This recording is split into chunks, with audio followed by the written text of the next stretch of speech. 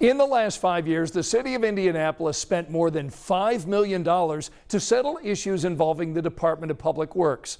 13 Investigates reporter Sierra Putman joins us in studio, and she's talking about claims that cover everything from accidents, damage from road work, and potholes. And Scott, the majority of these claims, they're for a few $1,000s or less. But we found the city sometimes uses a surprising tactic that can make it difficult for the average person to fight for a settlement.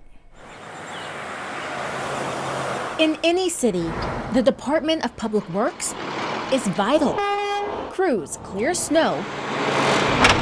Then, of course, potholes, yeah, they're everywhere. Fix potholes. 1.5 foot across. We said, here's a shovel, here's a tamper. We need you out on the roads fixing those potholes. Indianapolis tries to fix these road cavities before they damage your car. This was not just a pothole. Lee Christie says this unfinished road work caused more than $2 grand in damages in spring 2019. 12 to 14 inches drop, hit concrete, immediately noticed that my tire went flat. Indianapolis only pays 1 to 2% of these types of claims a year usually, which is why Christie needed to gather his evidence. This is it right here. So that's my file. In the end, Christie received this settlement. Over 5 years, the city only issued about 200 of these payouts for things like potholes and accidents, totaling more than $5.7 million. The biggest for a night crash here. A family sued after the city failed to fix these traffic lights. Indy coughed up $2.1 million. But big payouts are rare. Only 10 were for more than $100,000. More than half were for $3,000 or less. The total with the tire and the rim was about $2,096. Christie is a lawyer, and that's a big reason why he thinks he got paid. In 2019, he knew what to do. First, file a tort claim. The city explains some of the rules on its website. The site does not tell people their claim can be denied without a response. But Christie knew, so he then filed a lawsuit in small claims court against the city and Citizens Energy, figuring they could wrap the issue up in a day. Citizens requested a jury trial. What did you think? I thought it was ridiculous.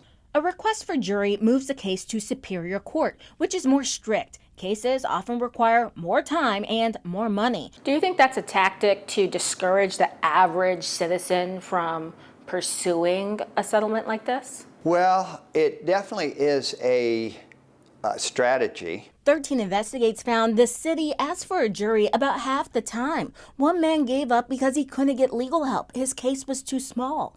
Other cases were dropped immediately. They shouldn't force people who have no idea how to do this to go through all of that hassle. Echoing concerns 13 Investigates heard when reporting on police settlements. In January, we talked to the city's Office of Corporation Counsel about those frustrations. The accusation of playing hardball, I don't believe that would be a fair assessment. I think is to remember that our dollars we spend are taxpayer dollars, and we are incredibly mindful of that. Through court filings, Christie forced DPW to hand over proof it knew there was a problem weeks before his accident. Please fill, this is a major problem. The road is likely to cause damage. Despite having that evidence, the city fought 2 years before agreeing to cut a check.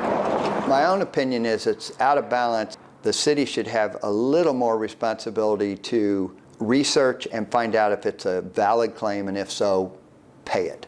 The concern is that because the process is so cumbersome, it means that people who really need a reimbursement are the least likely to get one. Now, during Sierra's last report about police settlements, she found most of the agreements included an NDA. So what about these payouts? Less money, but we actually found more non-disparagement or confidentiality clauses, 96% in the agreements we reviewed. And the city says it does not enforce them, but how many people do you know would be willing to take that chance? All right, Sierra, thanks so much. And right now on our website, you can check out more of Sierra's findings about DPW settlements, plus her previous story, police settlements. Just go to the 13 Investigate section of WTHR.com.